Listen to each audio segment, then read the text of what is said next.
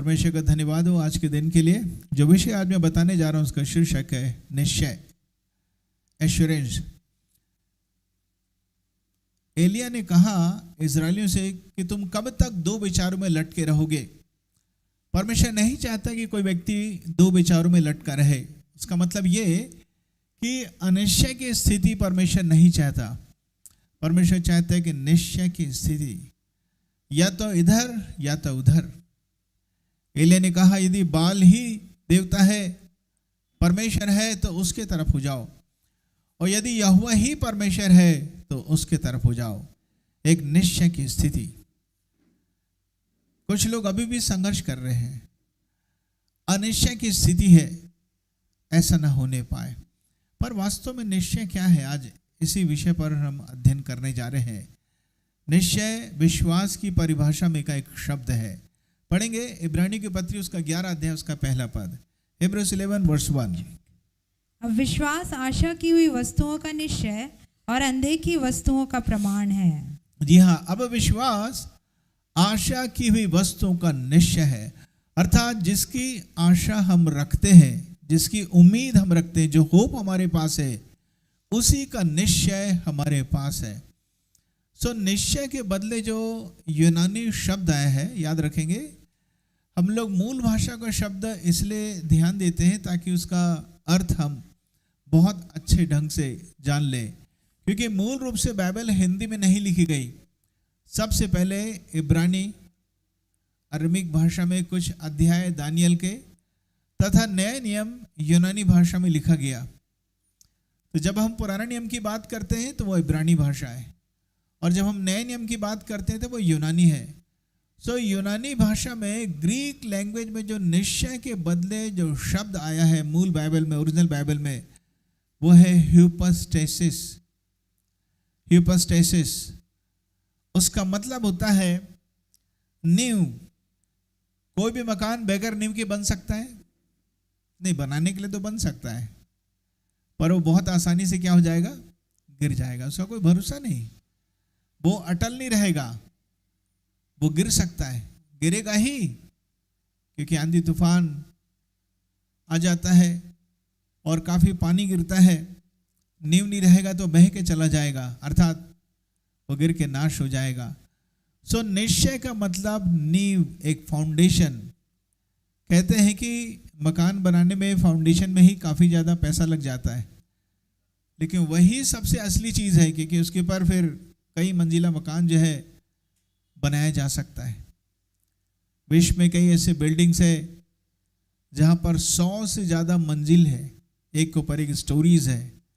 कल्पना कर सकते हैं कि उसकी नींव जो है वो कितनी मजबूत होगी, बहुत मजबूत होगी उसकी नींव। प्रिय, मैं कहना चाहता हूं यही है निश्चय, एक फाउंडेशन। दूसरा इसका मतलब है जिसका वास्तव में अस्तित्व है। निश्चय मतलब ऐसा हवा में कहने वाली बात नहीं है, ऐसे ही कह दिए। निश्चय एक ऐसा जिसका एग्जिस्टेंस है, जिसका अस्तित्व है, जो है। निश्चय एक व्यक्ति नहीं है, निश्चय एक सच्चाई है जिसको हम अपने आत्मा में, अपने मन में अनुभव करते हैं। एक और इसका अर्थ है अटल भरोसा। वैसे तो ढेर सारी अर्थ है, लेकिन मैंने चुनकर बहुत कम अर्थों को यहां पर लिखा है। सो अटल भरोसा। अटल का मतलब क्या होता है? जो कभी टलेगा नहीं। अटल भरोसा, यह है निश्चय। सो परमेश्वर निश्चय की स्थिति में आपको लेकर आना चाहता है। बाइबल में लिखा है जो कुछ विश्वास से नहीं वो क्या है? पाप है। जो कुछ विश्वास से नहीं वो क्या है?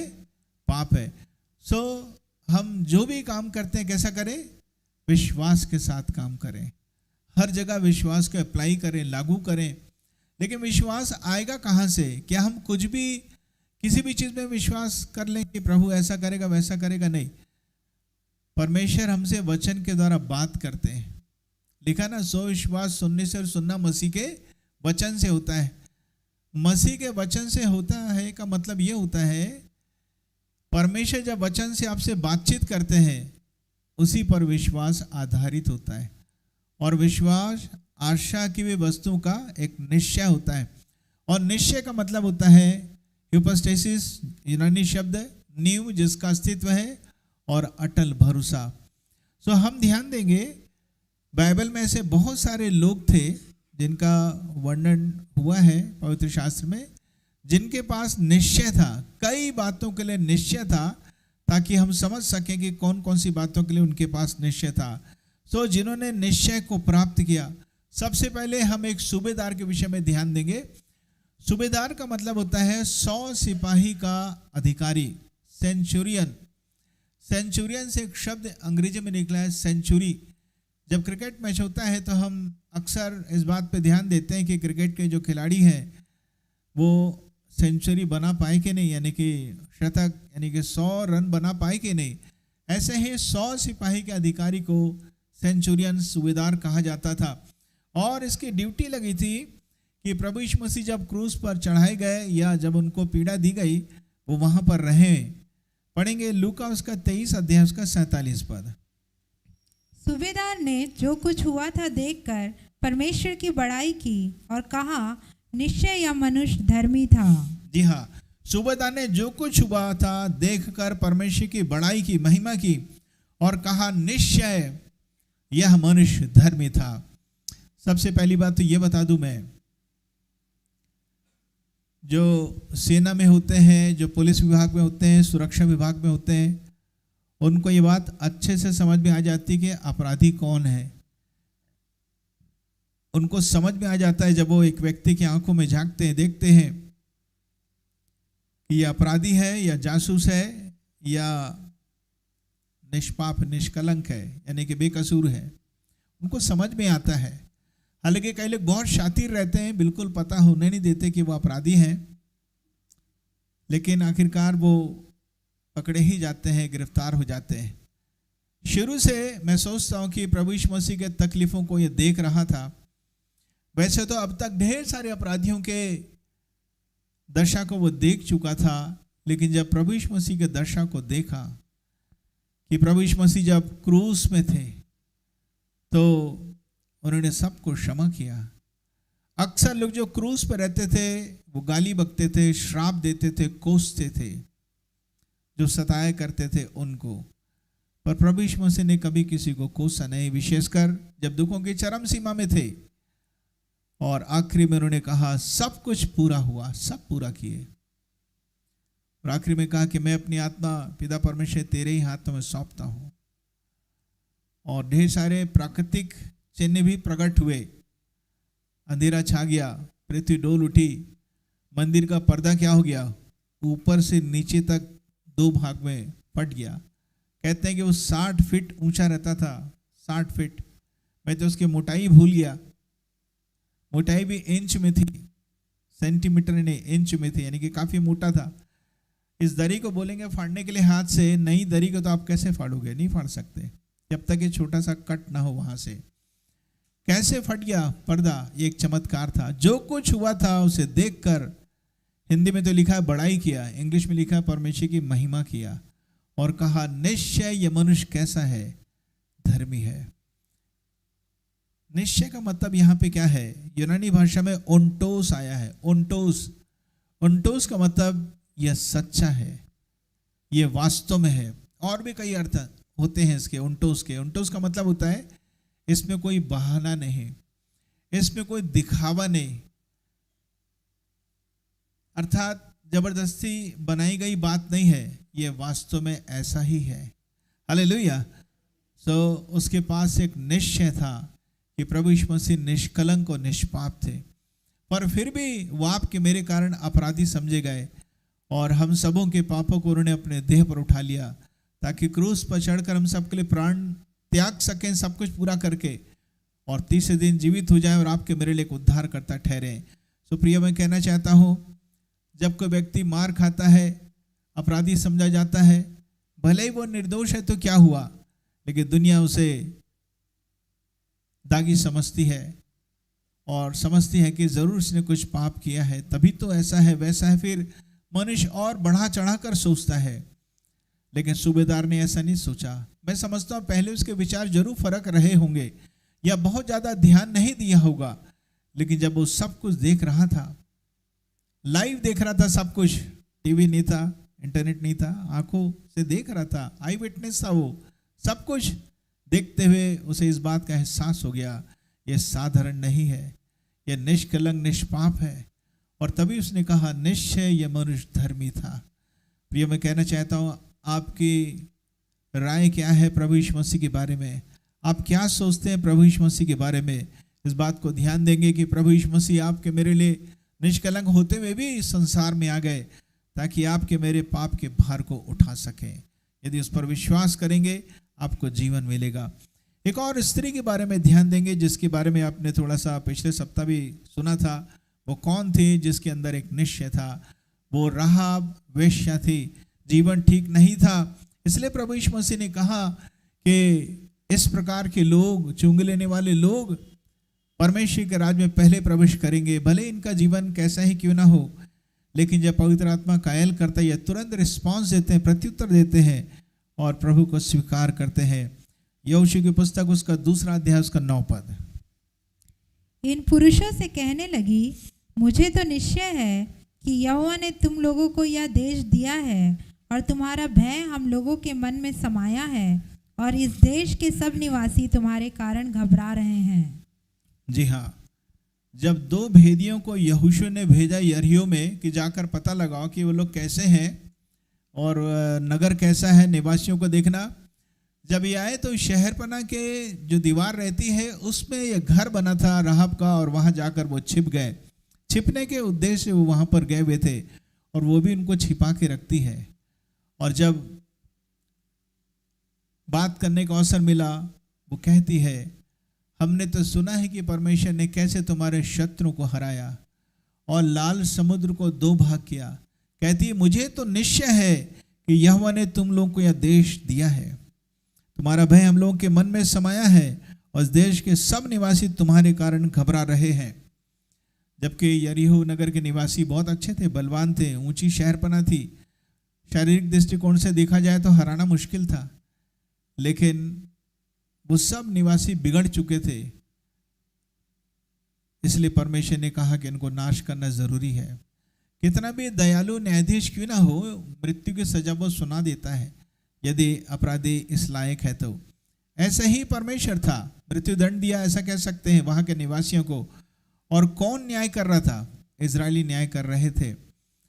ये स्त्री विश्वासी नहीं थी, फिर भी ये कहती, मुझे तो निश्चय है यह देश प्रभु ने तुम्हें दे दिया है। जबकि 40 साल से चलते आ रहे थे इजरायली, उनको विश्वास नहीं था।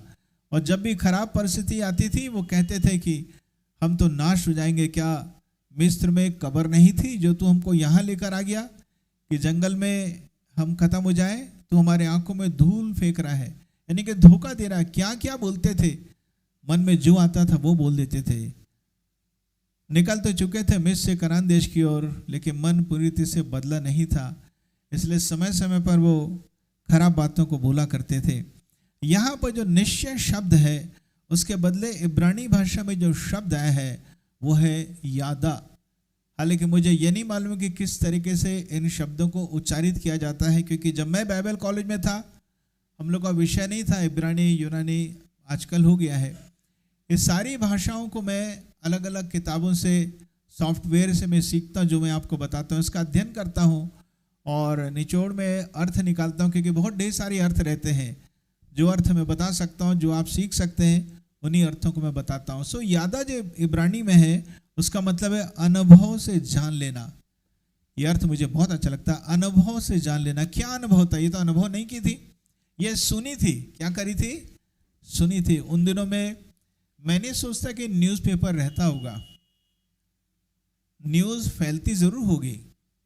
कैसे एक देश से दूसरे देश न्यूज़ कैसे जाता होगा? व्यापारियों के द्वारा। किसके द्वारा? व्यापारियों के द्वारा, बिजनेसमैन।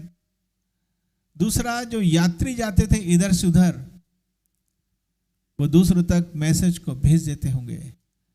एक राजा और देश पर विपत्ति आई तो दूसरे राजा जो उसके साथ जुड़े रहते थे वहां तक हरकारे जाते होंगे संदेशवाहक, बताने के लिए कि हमारे राज्य में बड़ा संकट है और इजरायली हमको हरा रहे हैं। शायद इस तरीके से भी संदेश दूसरी जगह पहुंच जाता होगा। सो इसके पास संदेश आ चुका था कि कैसे इजरायली हर एक को हरा रहे हैं। इसे निश्चय था कि यह देश तुम्हें परमेश्वर ने दे दिया है। फिर यादा का मतलब होता है महसूस करना।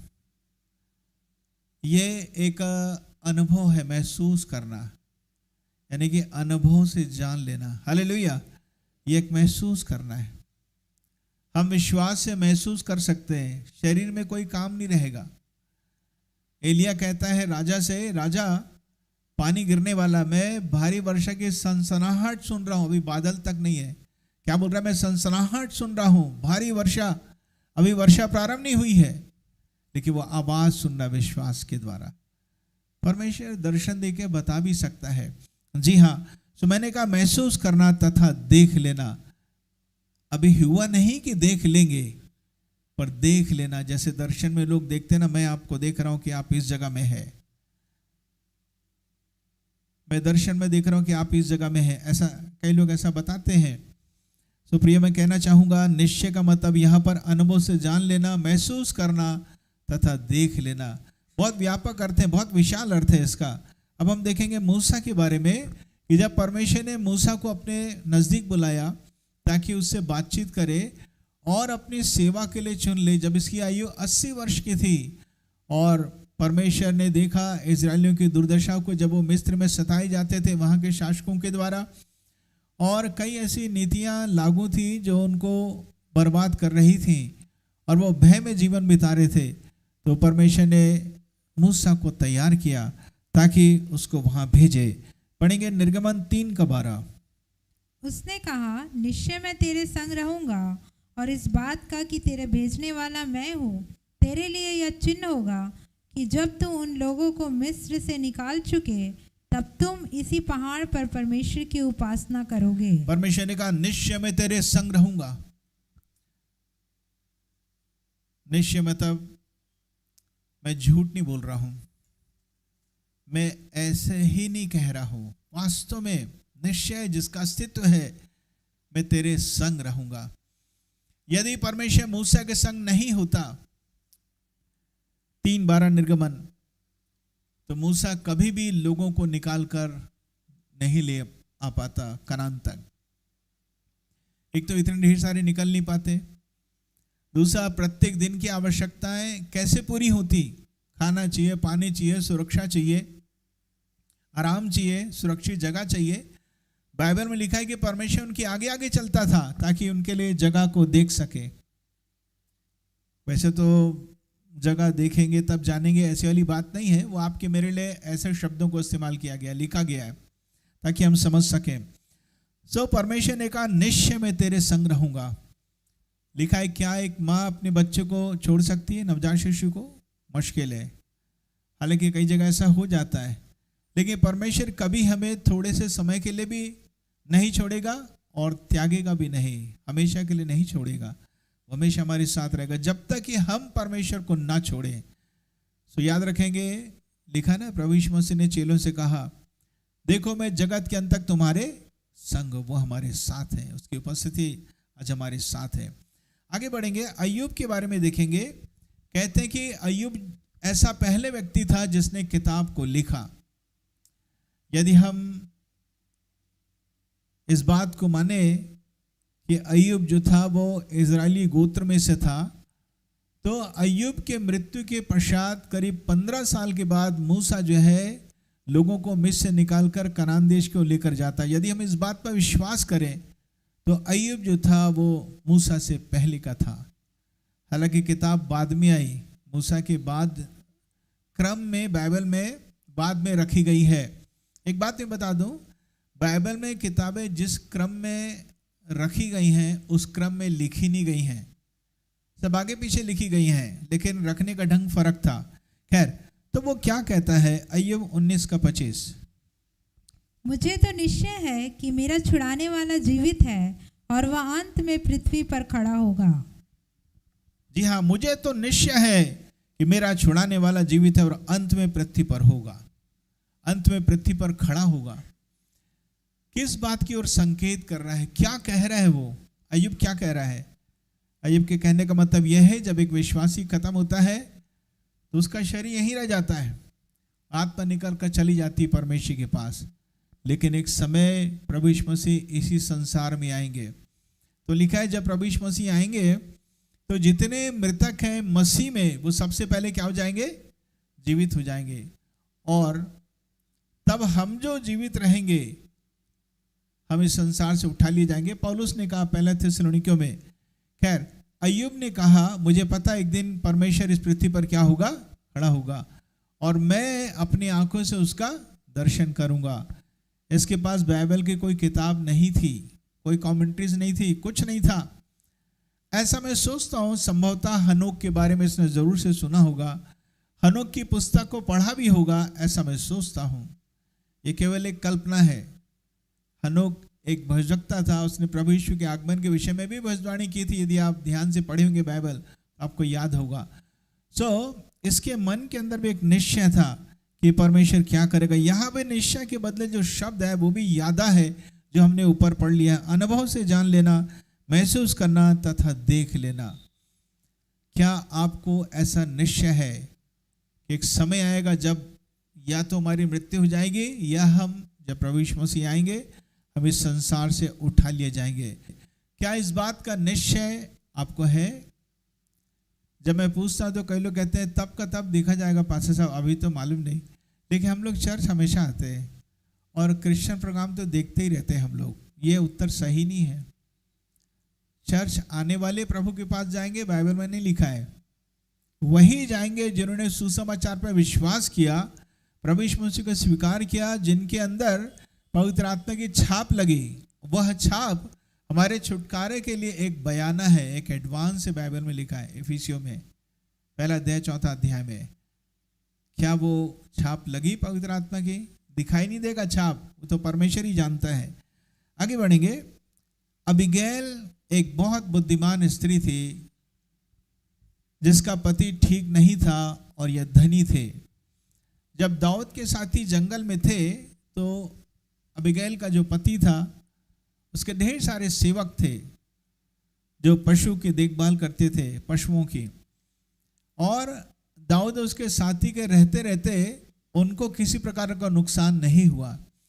जब दाऊद को पता चला कि ऊन निकाला जा रहा है भेड़ों से, तो वो खबर भेजता है कि हम कुशल के समय आए हैं।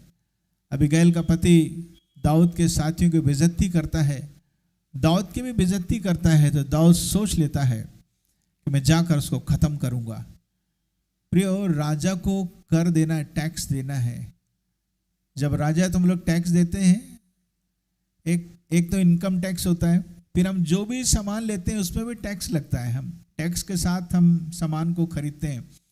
यदि टैक्स ना लगे तो चीज़ें अपने आप सस्ती हो जाएंगी, लेकिन फिर जो बाकी काम होते हैं वो काम कैसे चलेगा? इसलिए टैक्स लिया जाता है।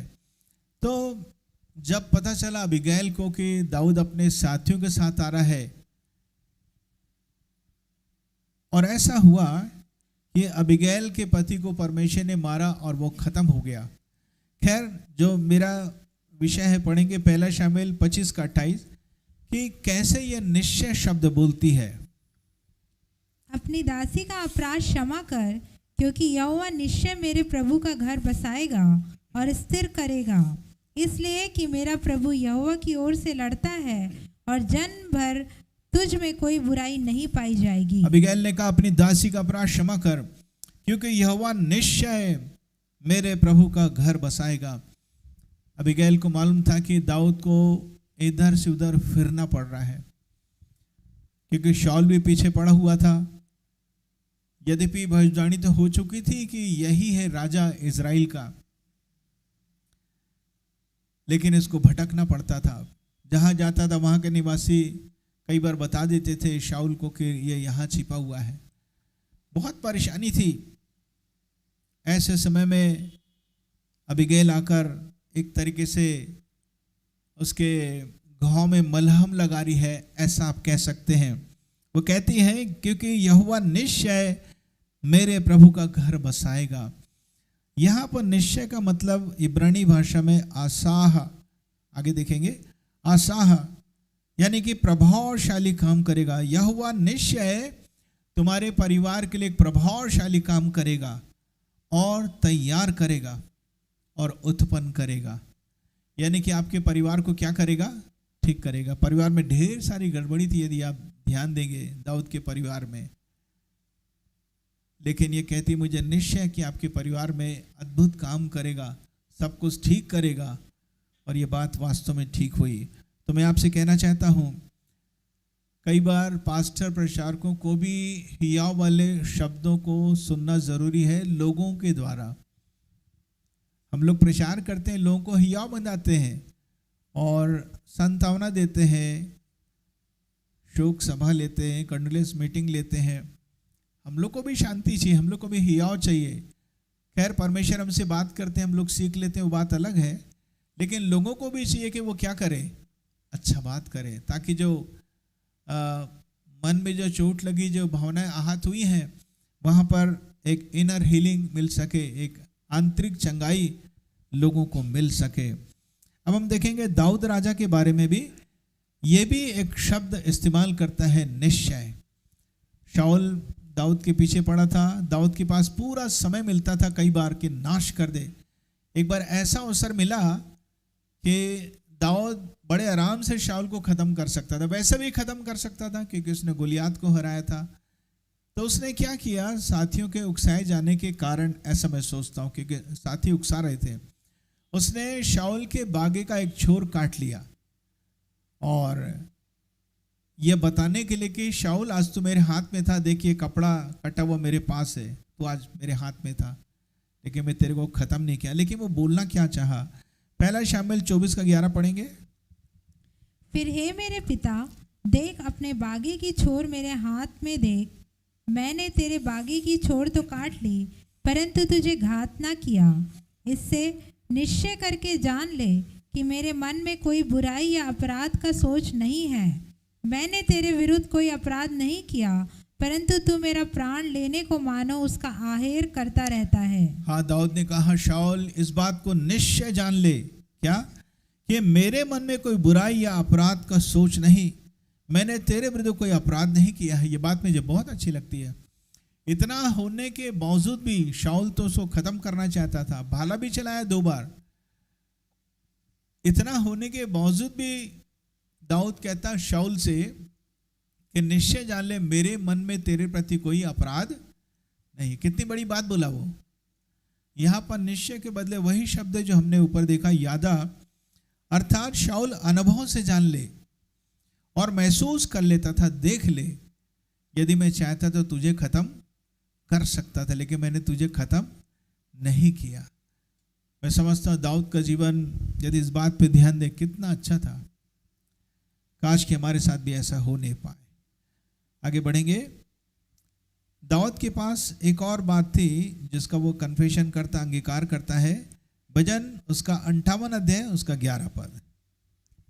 तब मनुष्य कहने लगेंगे, निश्चय धर्मी के लिए फल है, निश्चय परमेश्वर है जो पृथ्वी पर न्याय करता है। हाँ, तब मनुष्य कहने लगेंगे निश्चय धर्मी के लिए फल है, निश्चय परमेश्वर है जो पृथ्वी पर न्याय करता है। 2 बात के लिए निश्चय आया है। सबसे पहली बात, निश्चय परमेश्वर है। कई लोग ऐसे रहते हैं जो परमेश्वर के अस्तित्व पर विश्वास नहीं करते, वो नास्तिक है। अभी यहां पर आप कई चीज देख रहे हैं, बहुत सुंदर है, कैमरा सुंदर है, इंटरनेट है, ऑनलाइन वॉच कर रहे हैं या बाद में भी यूट्यूब से देख सकते हैं। इसको इंसान ने बनाया कि अपने आप आ गया? ये सब अपने आप आ गया कि इंसान ने बनाया ना। आप जो कलाई घड़ी पहने हैं या हमारे पास डिजिटल क्लॉक है, ये सारे एक एक पार्ट्स को निकालकर एक डब्बा में बंद करके 1000 साल तक हिलाएं। ऐसा 1000 साल के बाद डब्बा खोल के देखें तो अपने आप घड़ी बन के निकल जाएगा क्या? मान लीजिए 100 टुकड़े थे, वो 200 टुकड़े में बदल जाएगा और डब्बा ऐसा हिला हिला के। तो कई लोग कहते हैं कि पूरे ब्रह्मांड में एक बिग बैंग हुआ, एक महाविस्फोट हुआ, ऐसा करते करते पृथ्वी बन गई, सूरज बन गया। नहीं, परमेश्वर ने बनाया करके बना, अपने आप नहीं बन सकता कोई भी चीज, कभी नहीं बन सकती कोई भी चीज, परमेश्वर ही बनाता है। तो निश्चय परमेश्वर है। हालेलुया। आपने देखा कि विज्ञान ऐसा कहता है कि सबसे पहले एक कोशिका प्राणी था। सेल्स जो रहते हैं ना, अमीबा ऐसा बोलते हैं, एक कोशिका प्राणी। फिर ऐसा करते करते वो लोग शेप बदलते गए, नया आकार धारण करते गए, ऐसा आखिरी में होते होते सुपरमैन आ गए हम लोग, यानी कि बहुत बुद्धिमान, बहुत अच्छे, शक्तिशाली, हाथी को भी अपने कब्जे में कर लेते हैं, इंसान बन गया। पर कितने हजार साल से इंसान का इंसान ही है, इंसान से दूसरा कुछ बने नहीं रहे हैं। नकली बना रहे, एआई बना दिए, रोबोट बना दिए, लेकिन उसके अंदर प्राण तो नहीं है ना, उनके अंदर जीवन तो नहीं है।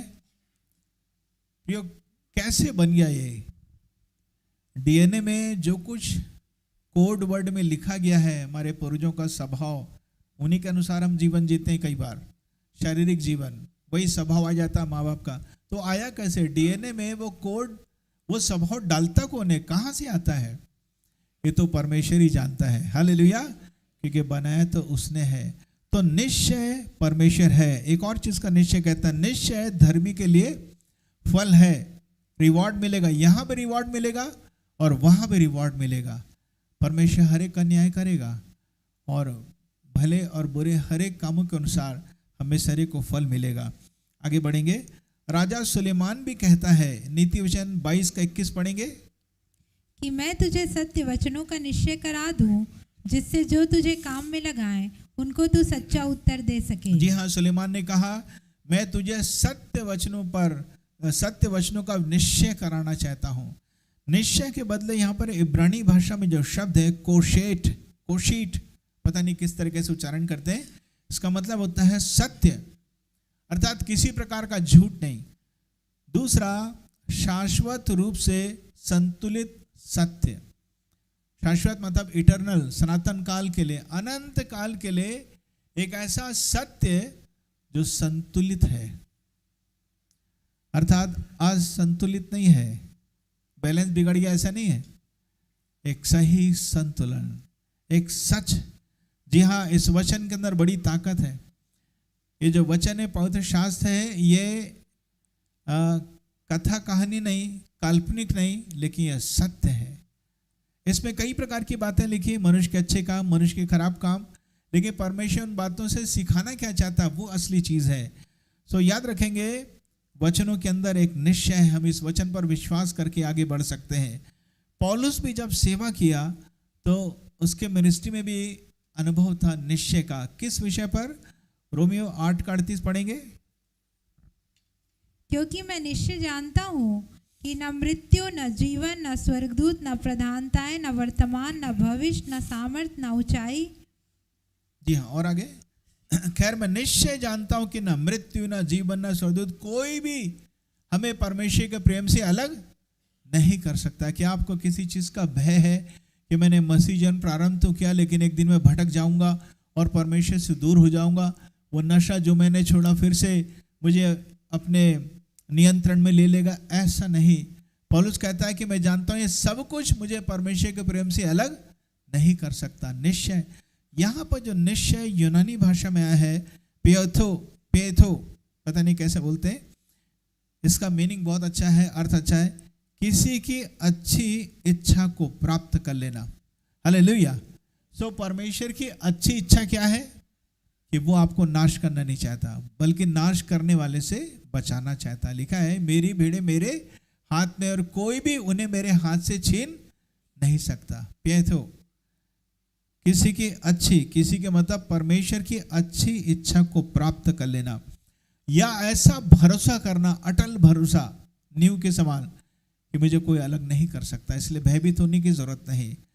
और इसलिए जब वो प्रचार भी करता है, जब थिस्सलुनीका नगर के को प्रचार करने गया तो उसके पास एक निश्चय था। पहला थिस्सलुनीकियों 1 अध्याय उसका 5 पद, क्योंकि हमारा सुसमाचार तुम्हारे पास न केवल शब्द मात्र ही में, वरन सामर्थ और पवित्र आत्मा में और बड़े निश्चय के साथ पहुंचा है, जैसा तुम जानते हो कि हम तुम्हारे लिए तुम्हारे बीच में कैसे बन गए थे। क्योंकि हमारा सुसमाचार तुम्हारे पास न केवल शब्द मात्र ही में, वरन सामर्थ और पवित्र आत्मा में और बड़े निश्चय के साथ पहुंचा है, जैसा तुम जानते हो कि हम तुम्हारे लिए तुम्हारे बीच में कैसे बन गए।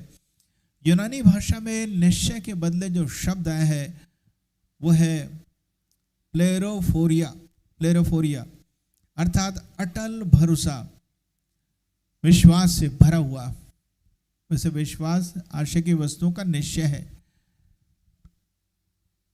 ऐसा उसका निश्चय था कि परमेश्वर काम करेगा ही, परमेश्वर लोगों से बातचीत करेगा, लोगों का जीवन बदलेगा, लोग अपना जीवन सौंपेंगे, उस बात का निश्चय था। पहले से उसके पास एक तस्वीर थी, एक चित्र था कि परमेश्वर काम करने जा रहा है, वही निश्चय था। तो प्रियो, मैं कहना चाहता हूँ हर बात के लिए परमेश्वर आपको निश्चय देना चाहते हैं। दाऊद ने कहा भजन 23:6 में, निश्चय करुणा और भलाई जीवन भर मेरे साथ साथ बनी रहेगी। क्या वो निश्चय की स्थिति में आप पहुँचे? आप प्रार्थना विभिन्न विषयों के लिए करते होंगे, पर कब तक प्रार्थना करें? उस समय तक प्रार्थना करें जब तक कि निश्चय जीवन में ना आ जाए। जैसे निश्चय आएगा, अनुभव से आप जानेंगे, उसके बाद आप अंगीकार करना शुरू कर सकते हैं और आप उसे ले सकते हैं। हालेलुया। आइए खड़े होकर हम प्रार्थना करेंगे। आज हमने देखा विश्वास आशा की हुई वस्तुओं का निश्चय है। क्या वो निश्चय आपके पास पहुंचा? कैसे मिलेगा निश्चय? जब आप वचन को पढ़ेंगे, परमेश्वर के गुणों, कामों और चरित्र को जानेंगे कि परमेश्वर कितना महान है। इंसान नहीं कि बोल कर पछताए, एक बार उसने कह दिया सो कह दिया। अद्भुत है परमेश्वर। निश्चय परमेश्वर तो है और धर्मियों का फल भी निश्चय है। वचन का निश्चय करा दूं, राजा सुलेमान ने कहा। निश्चय के ढेर सारे अर्थ होते हैं। जिस विषय के लिए आप प्रार्थना कर रहे हैं, उस समय तक प्रार्थना करें जब तक कि निश्चय की स्थिति में पहुंच ना जाए। वो अनुभव वाली बात है। परमेश्वर की हर एक प्रतिज्ञाओं पर हम विश्वास कर सकते हैं, भरोसा कर सकते हैं। जो वचन परमेश्वर ने आपसे पर्सनली कहा है, उसी आधार पर आपको आगे बढ़ने की आवश्यकता है। इसलिए तो प्रत्येक दिन हमें परमेश्वर की खोज करना है। आइए हम परमेश्वर को धन्यवाद दें। वचन के अंदर कितना निश्चय है। निश्चय में जानता हूं, पौलुस कहता है, मुझे कोई भी परमेश्वर के प्रेम से अलग नहीं कर सकता। कि आपको कभी डर लगता कि कहीं मैं मसीही जीवन से अलग ना हो जाऊं? इस डर को दूर कर दीजिए। निश्चय का मतलब किसी की अच्छी इच्छा को प्राप्त कर लेना। पौलुस ने परमेश्वर की इच्छा को, जो अच्छी थी लोगों के प्रति, से प्राप्त कर लिया था। निश्चय में तेरे संग रहूंगा। परमेश्वर कभी भी किसी को त्यागेगा नहीं, छोड़ेगा नहीं, जब तक कि व्यक्ति परमेश्वर को त्याग ना दे। इसलिए तो लिखा कि जब तुम उसके साथ रहोगे तो वो तुम्हारे साथ रहेगा, और तुम उसे छोड़ दोगे तो वो तुम्हें त्याग भी देगा। राहाब देखी नहीं थी आश्चर्य कर्म, सुनती थी। उसी पर विश्वास को सक्रिय कर देती है, विश्वास करती है, और तभी तो निश्चय आ गया उसके अंदर। जो कुछ आप सुनते हैं पवित्र शास्त्र में लिखी हुई बातों को, जो आज घटती है और देखते हैं, नहीं भी देखे तो सुनते हैं, उस पर विश्वास कीजिए। परमेश्वर आपके लिए भी काम कर सकता है, लेकिन शर्त यह है कि प्रभु की आवाज को आप सुने। हालेलुया। धन्यवाद धन्यवाद धन्यवाद देते हैं पिता परमेश्वर आपके अद्भुत वचन के लिए, कि आज हमारी मातृभाषा में अनुवादित तथा प्रकाशित है, आसानी से उपलब्ध हो जाती है, और इसको पढ़ने से जब आप हमसे बात करते हैं, हमें वचन मिलता है। और प्रत्येक दिन जो चुनौतियों का दिन रहता है, हर एक कठिनाइयों पर आप हमें विजय प्रदान करते हैं और एक निश्चय हमें देते हैं। इससे पहले कि प्रार्थना का उत्तर मिले, एक निश्चय हमको मिल जाता है, और उसी को लेकर आगे बढ़ते हैं, अंगीकार करते हुए, और हम एक अच्छे परिणाम को देखते हैं। ऐसा आगे भी होने पाए। कलीसिया के एक एक लोगों के लिए जो ऑनलाइन वॉच कर रहे हैं, उन सबों के लिए कि उनके परिवार में सभी विश्वासी नहीं है, दया कीजिए कि प्रत्येक का जीवन बदलने पाए। उतने समय तक प्रार्थना करें जब तक कि निश्चय हमारे हृदय के अंदर ना आने पाए। एक बार फिर से धन्यवाद देते हैं, आपकी महिमा करते हैं, आपकी उपस्थिति के लिए, आपकी सहायता के लिए। विशेष प्रार्थना करते हैं, यदि कोई बीमार है, कमज़ोर है, पलंग में है, या कहीं बाहर गए हुए हैं, ड्यूटी में है, उन सबों की सुधि लीजिए और भरपूरी का जीवन दीजिए।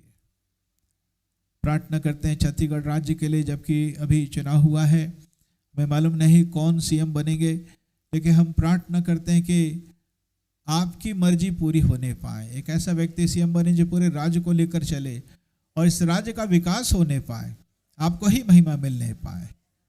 प्रभु यीशु के नाम से मांगता हूँ, सुनो ग्रहण कर, आमीन। अब हमारे परमेश्वर पिता का प्रेम, प्रभु यीशु मसीह का अनुग्रह और पवित्र आत्मा की सहभागिता हमें सारे के साथ हमेशा तक होता रहे, आमीन।